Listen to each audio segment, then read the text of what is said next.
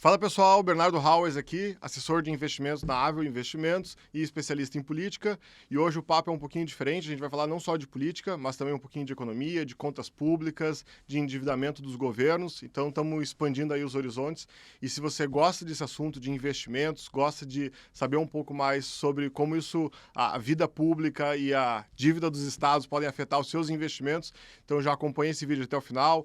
Curte e compartilha também o nosso conteúdo, se inscreve no canal aqui da Avel no YouTube também e fala para os seus amigos sobre a Avel Investimentos e para acompanhar nosso conteúdo aqui também. Mas vamos lá, pessoal. O assunto hoje é para falar sobre endividamento dos estados e aí com enfoque especial o governo americano, o estado americano, os Estados Unidos, que recentemente esteve em todos os noticiários sobre a questão da dívida americana, né?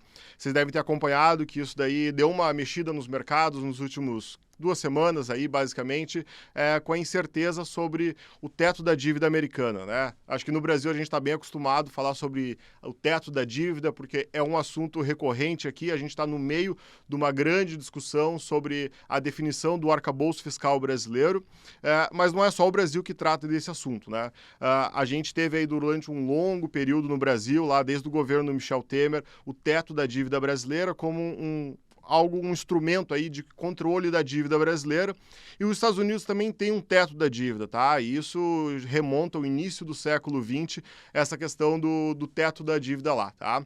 E toda vez que os Estados Unidos chega perto de estourar a sua dívida, chega perto de estourar o teto, tem que ter toda uma discussão para expandir novamente esse teto, né? E você deve saber que os Estados Unidos têm uma dívida muito grande, né? Mais de 30 trilhões de dólares, basicamente, então é uma dívida, assim, muito expressiva mesmo, e eles estavam ali no final de maio até o dia 1º de junho nessa discussão sobre se iriam aumentar o teto da dívida. No final do vídeo aí a gente vai tratar um pouquinho mais sobre isso e quais são os desfechos e como que isso afetou o mercado, mas basicamente o que estava ali rondando da dívida era, como é que vai acontecer essa definição, esse encaminhamento da dívida, né?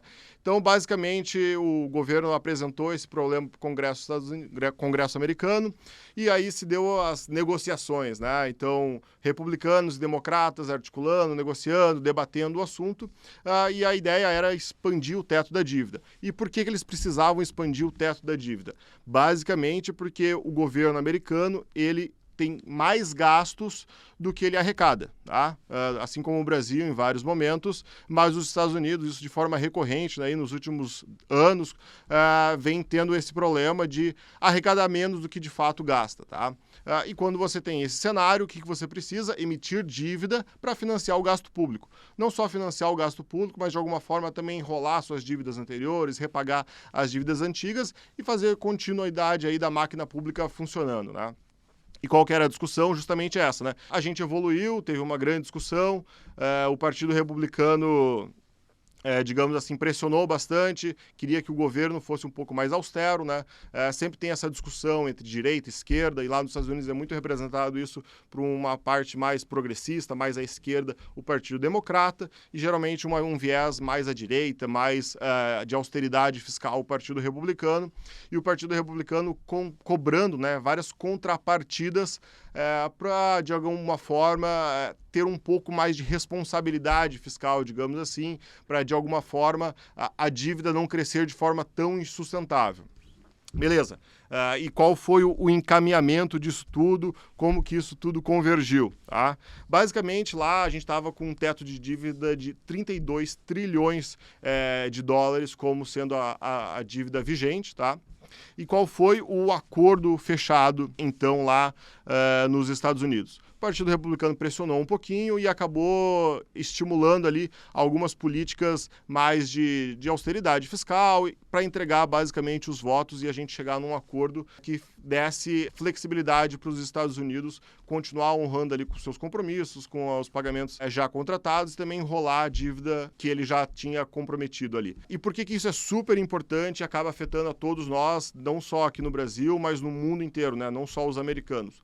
Basicamente, a taxa de juros americana também é muito influenciada por isso, né? Os Estados Unidos está vindo de um processo ali onde ele tinha uma inflação bastante elevada nos últimos anos, ali pós-pandemia, e os Estados Unidos, ali o Fed, né, o Federal Reserve, vem elevando gradativamente a taxa de juros. Inclusive, na última reunião, foi a primeira reunião onde ele disse que ia parar para olhar, para ver o efeito das políticas que já vinham sendo implementadas, e ele estagnou ali por hora, ao menos, em 5,25 a taxa de juros americana.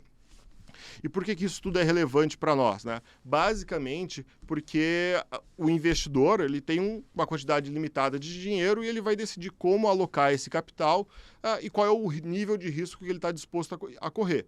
Poxa, se a dívida soberana americana, que é o título mais seguro do mundo, está pagando um prêmio de risco interessante, ele pode decidir alocar em dívida soberana americana. Se cai um pouco esse retorno, ele pode definir que vai investir em ativos de mais risco, como em países emergentes, seja em ativos de renda fixa, como a dívida pública brasileira, ou mesmo em ativos de risco de países emergentes, como as ações aí no mercado de bolsa tradicional. Então, é super importante toda essa conjuntura na hora de definir como você vai fazer a sua alocação de investimento. O que foi o acordo estabelecido nos Estados Unidos? Basicamente, eles vão suspender o teto da dívida americana até passadas as eleições dos Estados Unidos, que vai acontecer agora em novembro de 2024, ou seja, no final do ano que vem, e só vai voltar essa discussão no início de 2025, ali por janeiro de 2025, quando já vai ter passado esse período da inflação, já vai ter passado um pouco esse período pós-pandemia de instabilidade e, teoricamente, eles vão ter mais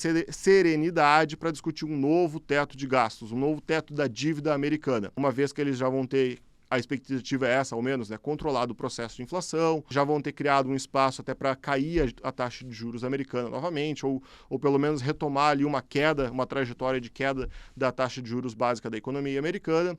Não vai estar tão contaminado pelo ambiente político, porque já vai ter recém-passado as eleições americanas, e aí vai se criar um espaço mais tranquilo ali, de mais harmonia, teoricamente, entre a classe política para você discutir um novo teto da dívida americana. Então, isso é bem importante na hora de você considerar onde fazer a sua alocação internacional. E por que para nós aqui no Brasil também isso é super relevante? O Brasil, assim como a maior parte de todos os países ao redor do mundo, tem o que a gente chama de reservas internacionais. E para que servem essas reservas internacionais? Basicamente, para evitar qualquer choque na economia, então alguma crise do petróleo, alguma crise de subprime, como aconteceu nos Estados Unidos, enfim, vários choques econômicos por vários fatores diferentes podem acontecer, e aí nesse momento é importante ter um colchão ali, uma poupança, né, uma liquidez que você pode neutralizar possíveis choques graves que podem acontecer na economia. Então é super importante, primeiro, ter esse colchão de proteção aí de uma reserva internacional bem considerável. Inclusive, para trazer credibilidade para a dívida brasileira, né? Então, o Brasil, assim como todos os países do mundo, praticamente, tem um nível de dívida. O Brasil hoje está girando ali entre 70% e 80% a dívida soberana brasileira. E também, para garantir que nós iremos pagar, honrar os nossos compromissos, honrar a dívida brasileira, uma forma de mostrar isso e demonstrar a nossa credibilidade, a nossa confiabilidade, é justamente, por exemplo, tendo uma alta reserva internacional. E aí tem a grande decisão ali de como alocar essas reservas internacionais. Porque você não vai sair alocando em qualquer título ali sem considerar também, por exemplo, qual é a credibilidade desses títulos onde a gente está alocando as nossas reservas internacionais. O que é o mais comum entre todos os países ao redor do mundo? É justamente adotar títulos da dívida soberana americano como a sua reserva internacional.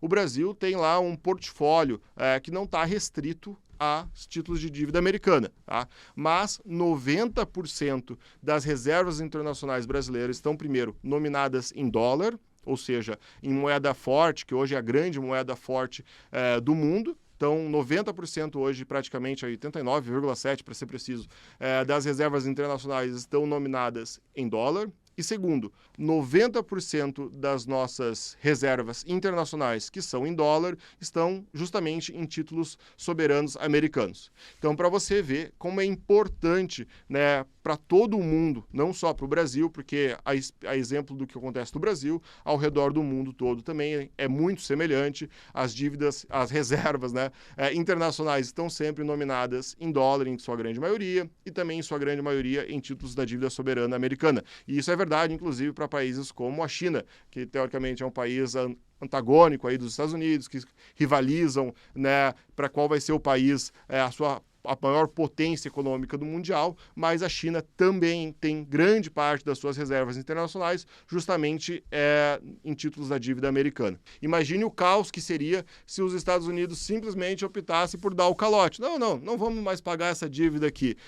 Não, isso ia desarrumar aí todo o sistema de reservas internacionais, ia desarrumar todo o sistema de renda fixa, ia basicamente poderia levar aí a um grande caos, não só no mercado de renda fixa e de juros, mas também na renda variável. Basicamente, as decisões de alocação são muito baseadas por esse termômetro, que é a taxa de juros americana e o endividamento americano. Então, é quase um norteador ali para saber se você está mais disposto a alocar em risco ou mais disposto a alocar em segurança, né? Então, no momento ali que você tem muita incerteza, muita instabilidade na economia, você não sabe muito o que fazer e aí vira um grande barata voa aí, para usar uma expressão popular, tá joia?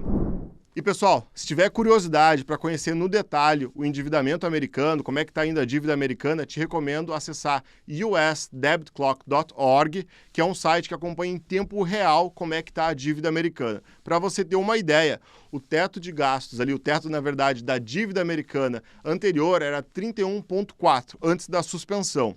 Agora, ali em pouco mais de 20 dias, a dívida americana já pulou para 32 trilhões de dólares, tá? Então, passou de 31,4 ali em 20 dias para 32 trilhões de dólares. Então, se quiser acompanhar em tempo real aí como é que está a dívida americana, só acessar esse site aqui e lá tem todo detalhado também em por setores, por áreas da economia, por áreas da atividade pública e como que cada uma dessas áreas contribuem para o aumento da dívida pública americana.